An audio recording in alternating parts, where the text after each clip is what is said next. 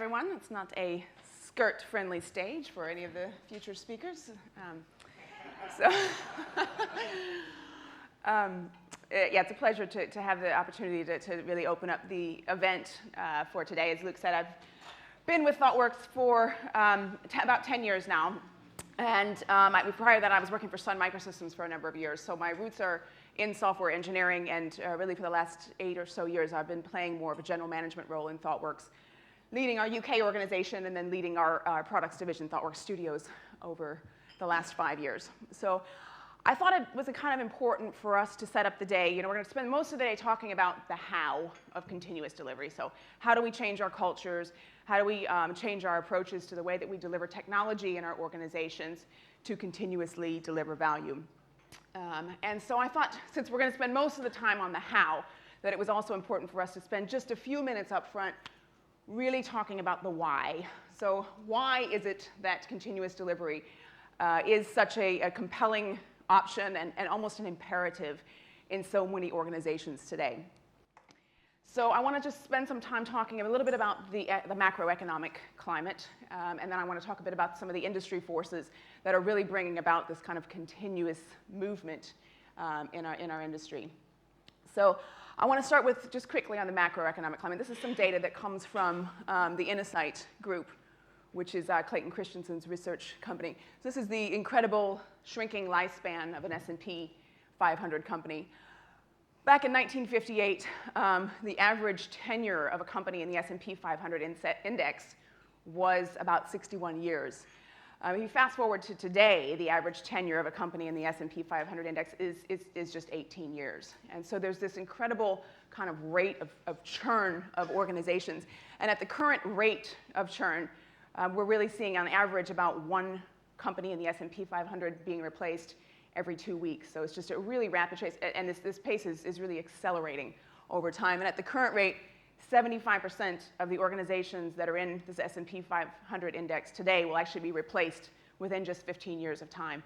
And so there's just the pace of change in the market and in the world is just so rapid that it's quite unpredictable to figure out what's going to happen. This is just a quick look at some of the organizations that have entered and exited the S&P 500 index within the last decade. And I think if there's a lot of really incredible examples of just very rapid growth in front of us all the time. Groupon got to $700 million in revenues within just 2 years. If you compare that to the likes of Amazon and eBay, sort of the giants from a former era, it took them a good 5 years to get to this $700 million level.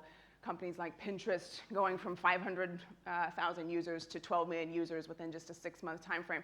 There's just the pace of change is just unlike anything we've ever seen before, and it's creating all kinds of interesting dynamics in the market. And so it's not really just the pace of change, it's also the structure of these changes.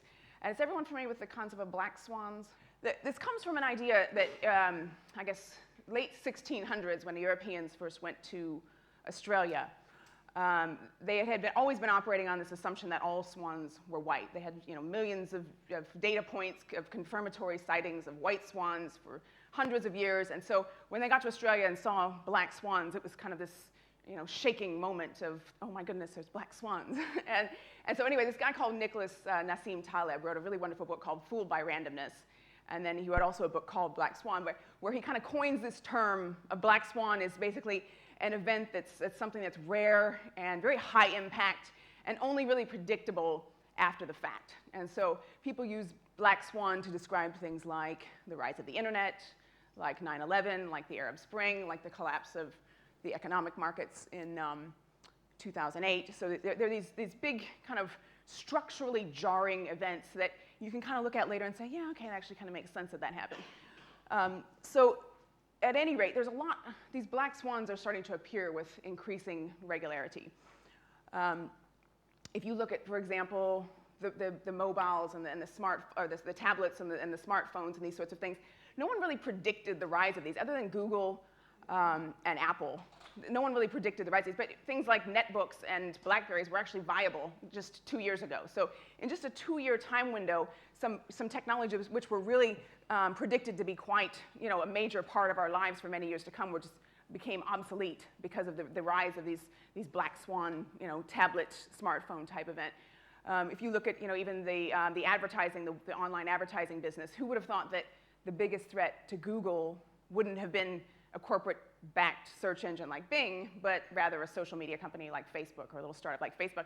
And even some would argue that Facebook is obviously under threat for many people are predicting the collapse of Facebook to be the next black swan. So there's just this pace of change that's just relentless, but there's also this kind of unpredictability and this just kind of new structure to change that is unlike anything we've seen before. So it's not all gloom and doom. I mean, there's this change obviously creates a lot of opportunity for us, and I think fortunately for those of us in the IT industry, IT spending is not decreasing. Forrester and Gartner both predict somewhere between a 4 and 5% increase in spending in IT this year. Software spending will be up somewhere between 6 and 7%, depending upon who you read. And so obviously all of this change and the pace and the unpredictability actually opens up new windows of opportunity for all of us. And a lot of organizations are spending a lot more money on technology and on software to really take advantage of it.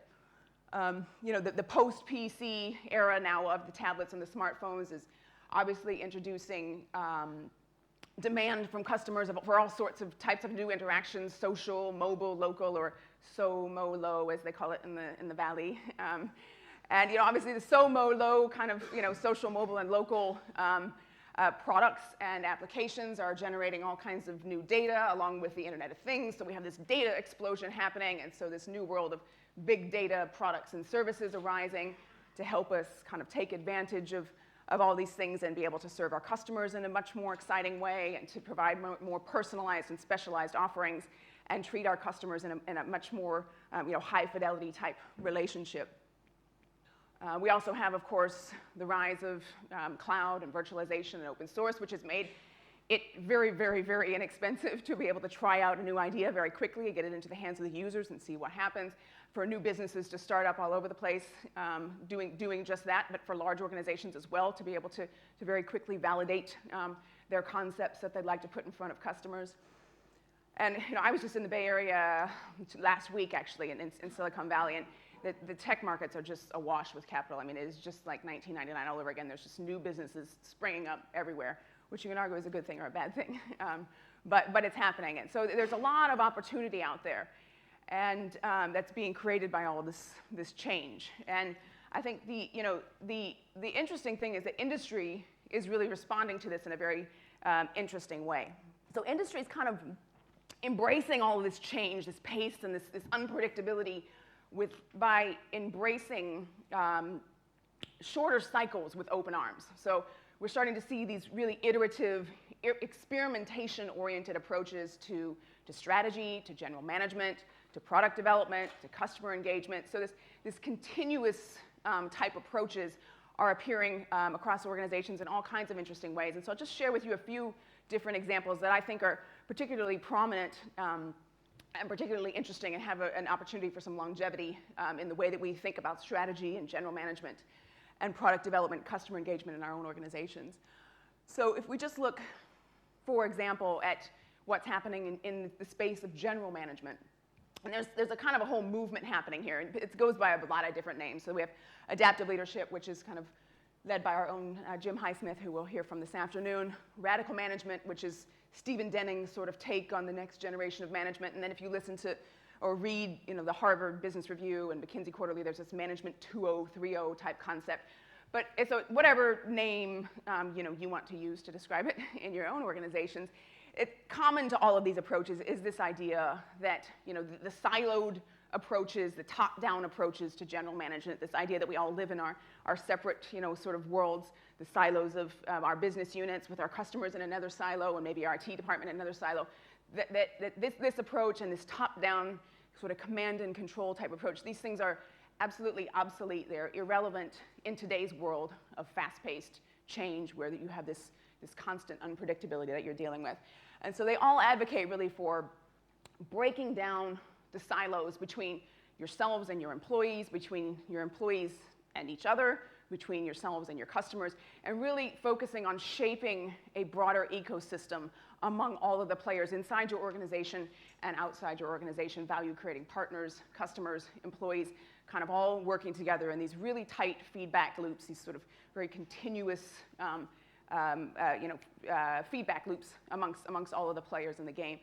Obviously also arguing for creating cultures of experimentation and discovery and emergence within our organizations to allow us to experiment with ideas and really draw our customers in to co-create products and concepts for our organizations. So there's a whole world of general management out there, and even the old school players are now kind of getting on this idea that emergence and discovery are kind of the order of the day for a modern organization, and you need to change your general management approaches to embrace these very tight, shorter cycles and tighter feedback loops amongst all the players in the game.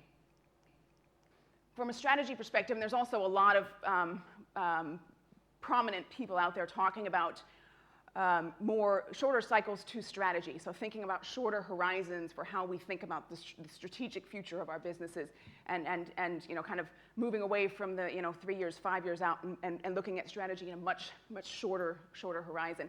This is an example that comes from one of my favorite, and I've seen this in play at one of the ThoughtWorks clients in Australia.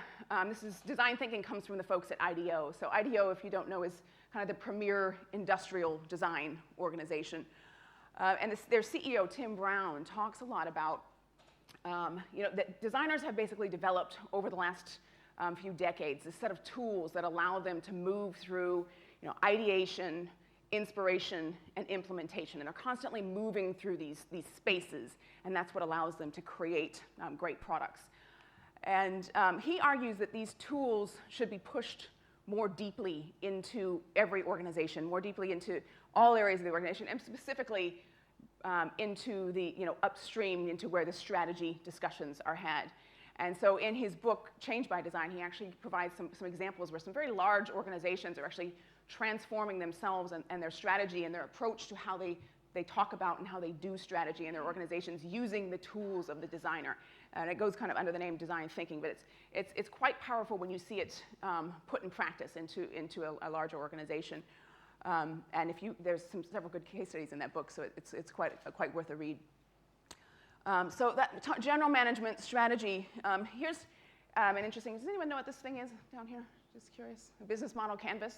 Familiar with? So this is actually a really interesting innovation that we're starting to see in a lot of organizations. And this is generated by a group of people. They call themselves the business model generation. And it's basically business leaders who are really kind of making it their business to disrupt themselves and disrupt their competitors by just constantly changing and innovating and rethinking their business model. And so the business model canvas is a great tool that they provide kind of for helping you to do that. But the idea is to iterate through, to think through many different possibilities for a business model, and then use that kind of divergent thinking to converge into trying some things out and rethinking maybe how you take your value proposition to market, or rethinking your value proposition and how you deliver it through your current channels and your current routes to market. So again, a very exciting kind of sort of feedback loop oriented approach to really thinking about the fundamentals of your business model and how you might even make just the smallest change to give you a significant uplift. So a very interesting kind of development happening there, I think, in the industry. This is something that many other probably familiar with. So this kind of experimentation, iteration-oriented approach to product development. So idea user within minutes, hours, very short time frames. Let me just take a vision and see what the smallest piece that I can get actually into the hands of a user and start validating step by step my vision with real users. And there's been several high-profile examples of this in the market. Facebook and Amazon are kind of probably the biggest known, regularly releasing, having a vision, trying it out quite quickly without doing a whole lot of hoopla about, well, will it work and what's the business case for it and those sorts of things.